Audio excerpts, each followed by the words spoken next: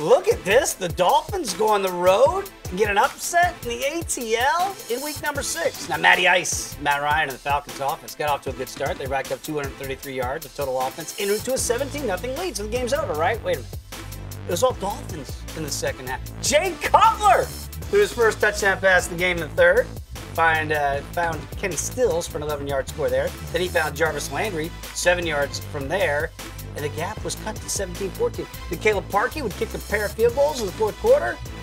And the Dolphins got a win on the road, 20-17. Dylan, are you more impressed coming down 17-0 at the ATL by the Dolphins, or more disappointed that the ATL, last year's Super Bowl representative, couldn't hold on to a 17-0 lead against the Dolphins? Disappointed in the Dirty Birds. You know, look, Jay Cutler is a pro in this league. He's a veteran of the league. I never saw this coming, namely because he's been pretty inept at this point. You know, we've been talking about it for weeks on end. I think he had less than 100 total yards last week through the year. So I just didn't think against the high-powered Falcons offense, when they're spotted a 17-point lead, that Miami could just score liquid fire like that. Bam, bam, bam, get back in the game. This just didn't look like that Miami offense. But you give Adam Gase credit. You give Jay Cutler credit in this offense. Cutler started slinging it around, finding different receivers. They had a good game plan once they adjusted to that first blow in the mouth that the Falcons delivered to get way up in this game.